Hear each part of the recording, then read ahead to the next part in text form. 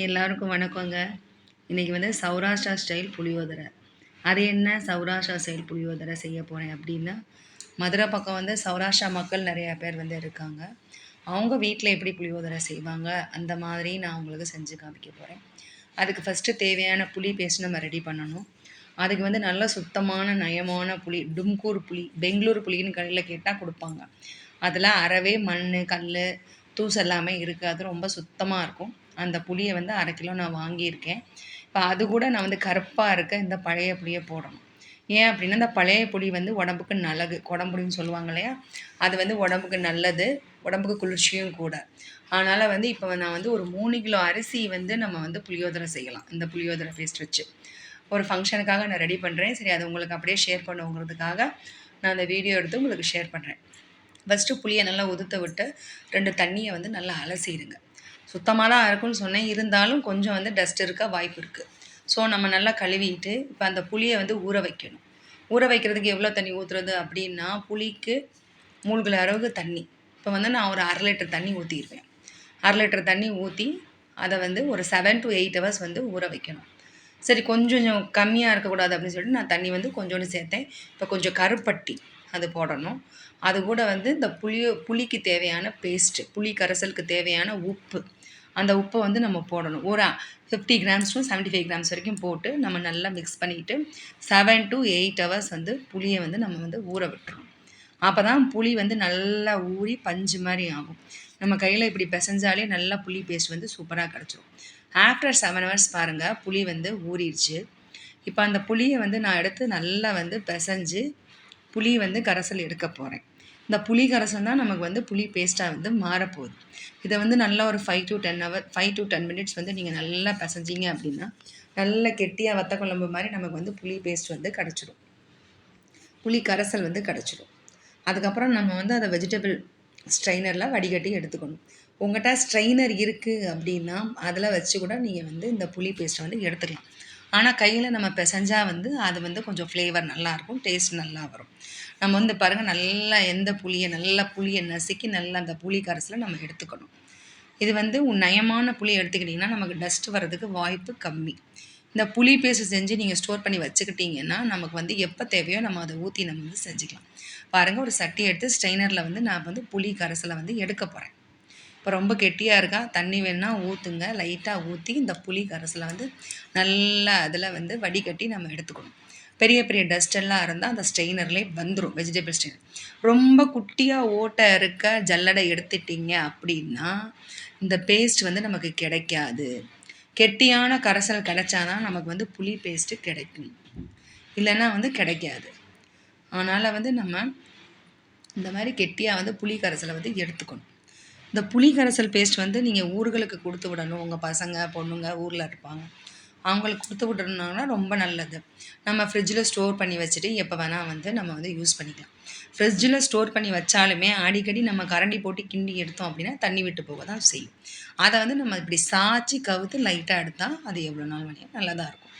ஆனா நம்ம ஃப்ரெஷ்ஷா யூஸ் பண்றதுக்கும், வச்சு யூஸ் பண்றதுக்கும் டேஸ்ட் கண்டிப்பா மாற தான் செய்யும். அது எல்லாருக்குமே தெரியும்.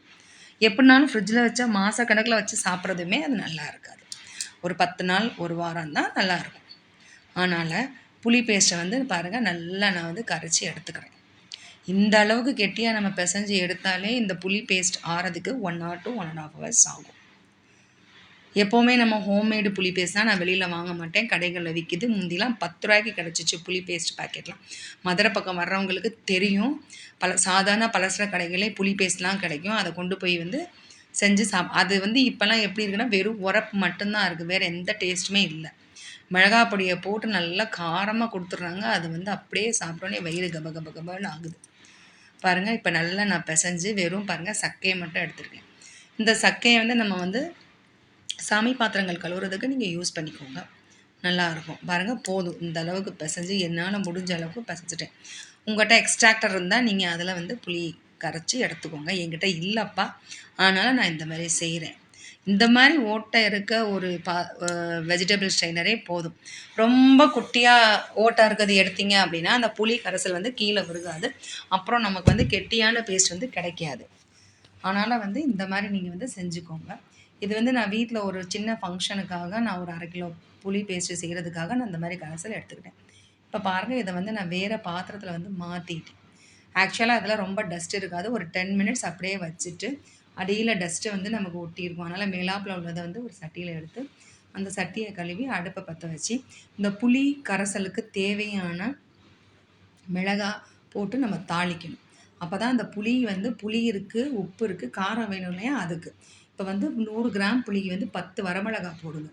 அப்ப நான் 1/2 கிலோ புளி எடுத்திருக்கேன்னா 50 மிளகா போடணும். இது நான் கொஞ்சம் கம்மியா போட்டனால எனக்கு வந்து காரமே கிடைக்காம போயிருச்சு. நீங்க நல்லெண்ணெய் ஊத்தி தாளிச்சீங்கன்னா, ஃப்ளேவர் இன்னும் சூப்பரா இருக்கும்.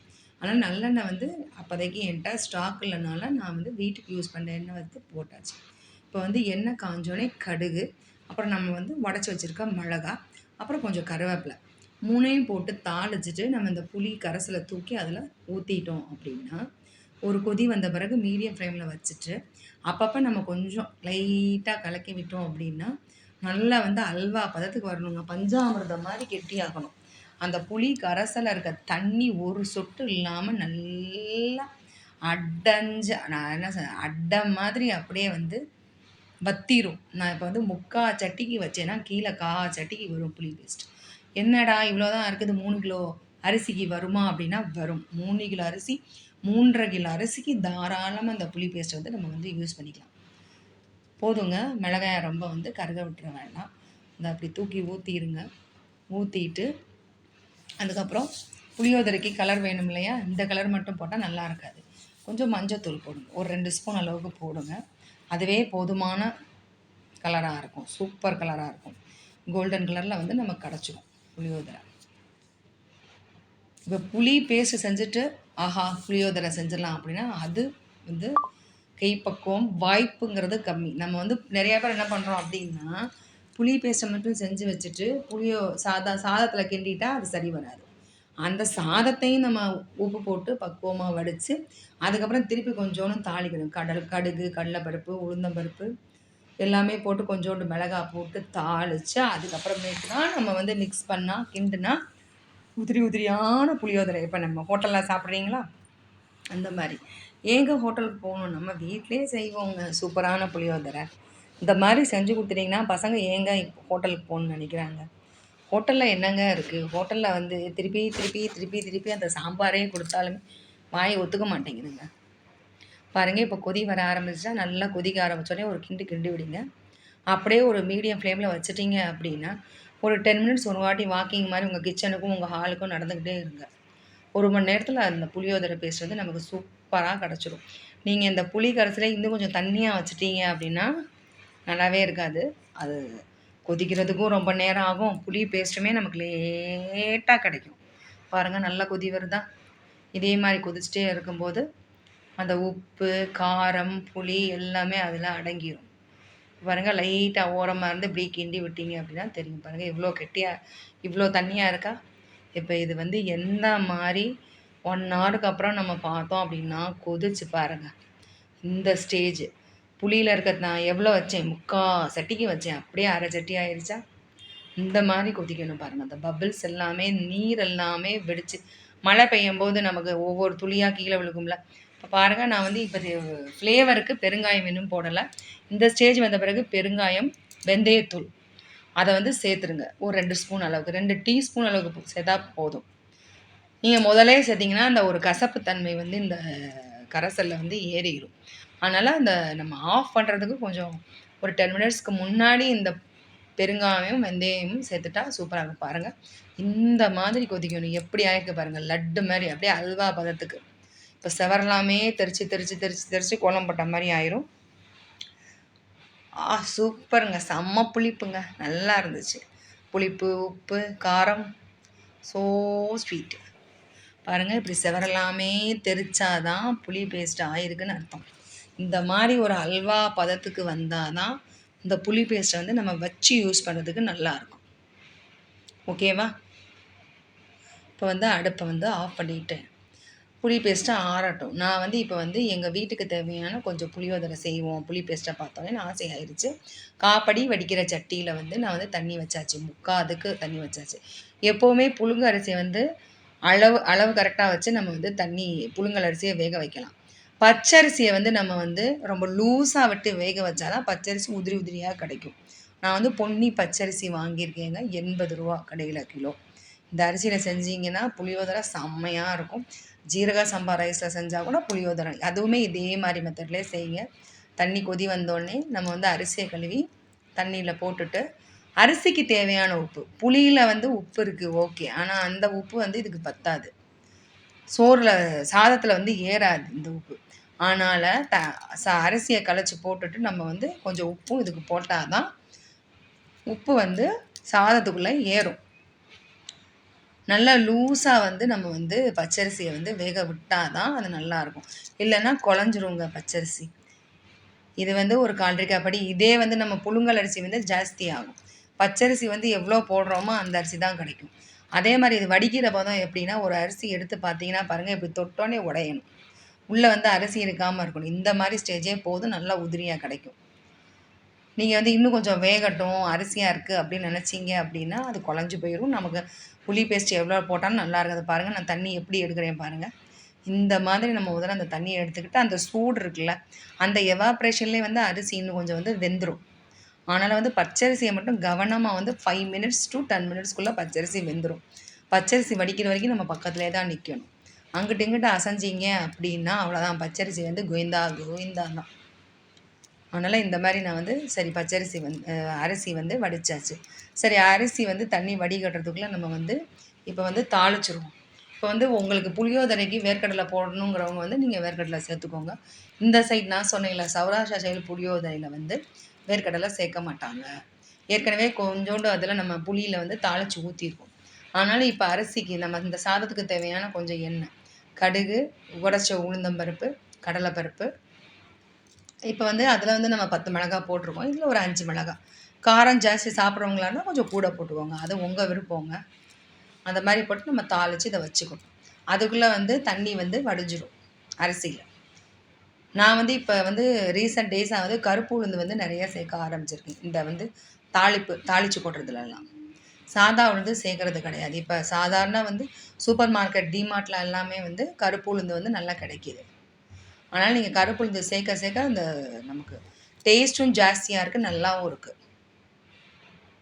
பாருங்கள், நல்லா கோல்டன் ப்ரௌனாக வருங்க, கருக விட்டுறாதீங்க பருப்பெல்லாம். அப்போ தான் நம்ம வந்து இந்த புளியோதரை கடித்து சாப்பிடும்போது பருப்பு வரும்போது நல்லா டேஸ்ட்டு சூப்பராக இருக்கும், ஃப்ளேவர். ஆமாம், இப்போ பாருங்கள் அவ்வளோதான் போதும். இதை ஆஃப் பண்ணி நம்ம வச்சுருவோம். அப்புறம் வந்து இப்போ பாருங்கள் சாதத்தை வந்து நான் வந்து தாம்பளத்தட்டில் வந்து கொட்டிட்டேன். அது வந்து நல்லா கொஞ்சம் ஒரு 5 மினிட்ஸ் ஆறட்டும். ஆறின பிறகு கருவேப்பிலை பச்சையாக வந்து நம்ம வந்து கொஞ்சோண்டு கிள்ளி போட்டுருவோம். போதுங்க. என் பசங்க வந்து பக்கத்துலேயே தான் உட்காந்துருக்காங்க. எப்போ அம்மா கிண்டுவாங்க, எப்போ சாப்பிட்லாம் அப்படின்னு சொல்லிட்டு. பாருங்கள், நம்ம செஞ்சு வச்ச புளி பேஸ்ட்டு, அப்புறம் நம்ம தாளித்த கடுகு, உளுந்தம்பருப்பு, கடலைப்பருப்பு, எண்ணெய், அந்த தாளிப்பை வந்து கொஞ்சோண்டு ஊற்றிடுறோங்க. ஊற்றிட்டு நல்லா மிக்ஸ் பண்ணி பாருங்கள். உப்பு பத்தலைன்னா கொஞ்சம் உப்பு, தூள் உப்பு போடுங்க. புளி பேஸ்ட் பத்தலைன்னா புளி பேஸ்ட் கொஞ்சோண்டு போடுங்க. நல்லா கிண்டினாலே இந்த கலரே போதும். இல்லை எனக்கு இன்னும் கொஞ்சம் கலர் வேணும் அப்படின்னா கொஞ்சம் வந்து நீங்கள் மஞ்சத்தூள் வந்து சேர்த்துக்கோங்க. இப்போ இதுக்கு சைட் டிஷ் என்ன, வெறும் புளியோதரை தேவையில்லைங்க. நீங்கள் வந்து சுண்டல் ஊற வச்சுருந்தா அது சுண்டல் வந்து நீங்கள் வேக வைக்கலாம். தட்டாம்பயிறு வேக வச்சு சாப்பிட்லாம். தேங்காய் சட்னி, சாம்பார், இது எல்லாத்தையும் விட அல்டிமேட் டிஷ் என்னென்னா உப்பு கறி அப்படின்னு சொல்லுவாங்க. நம்ம வந்து கறி எடுத்து நிறைய சின்ன வெங்காயம் போட்டு 2 விசில் குக்கரில் விட்டு அந்த தண்ணியை வந்து நல்லா கொலான்னு கறியோடு மிக்ஸ் பண்ண விட்டு கொஞ்சம் உப்பு போட்டு அதை அப்படியே நம்ம ஓரத்தில் வச்சு சாப்பிட்டோன்னா பாருங்கள், சொல்லும் போதே தேவாமிர்தமாக இருக்குது. மட்டன் சுக்கா, நான்வெஜ் டிஷ் என்னன்னாலும் சூப்பராக இருக்கும். இதை ட்ரை பண்ணுங்கள். பிடிச்சிருந்தா லைக் பண்ணுங்கள், ஷேர் பண்ணுங்கள், செஞ்சு சாப்பிடுங்க, சந்தோஷமாக இருங்க. எங்கள் பாப்பா சேனலை சப்ஸ்கிரைப் பண்ணுங்கள், ஃபாலோ பண்ணுங்கள், எங்களுக்கு கொஞ்சம் சப்போர்ட் பண்ணுங்கள். பாருங்கள் எவ்வளோ அழகாக சூப்பராக இருக்குது. டேஸ்ட்டு பத்தலை அப்படின்னா கொஞ்சோண்டு புளி பேஸ்ட் போட்டுக்கலாம், கொஞ்சம் உப்பு போட்டுக்கலாம். இந்த புளியோதரைக்கு நான்வெஜ் சைடு ஐட்டம்ஸ் எல்லாமே சூப்பராக இருக்கும். சிக்கன் கிரேவி, மட்டன் சுக்கா, உப்பு மட்டன் கறி, ஆஹா என்ன ஒரு டேஸ்ட்டு பாருங்கங்க, செம்மையாக இருந்துச்சுங்க, சூப்பராக இருந்துச்சுங்க. ட்ரை பண்ணுங்கள், நீங்களும் செஞ்சு சாப்பிட்டு உங்கள் வீட்டில் எல்லோரும் சந்தோஷமாக இருங்க, ஹாப்பியாக இருங்க. வீட்டில் செய்யணும்னு நினைக்கணும், வெளியில் வேண்டாங்க. நல்லா செஞ்சு பாருங்கள். பாருங்கள், நல்லா டெக்கரேஷன்லாம் கொடுத்துருக்கோம். அந்த கடவுள் நாமம்லாம் போட்டு திருஷ்டி கழிக்கிறதுக்காக. ஜெய் புளியோதரை, ஜெய் புளியோதரை வாழ்க. Tata bye bye. ஃப்யூச்சரில் வந்து வேறு ஏதாச்சும் ஒரு டிஷ் வந்து நான் போடுறேங்க. பாய், தேங்க்யூ. டிங் டிங் டிடிங்.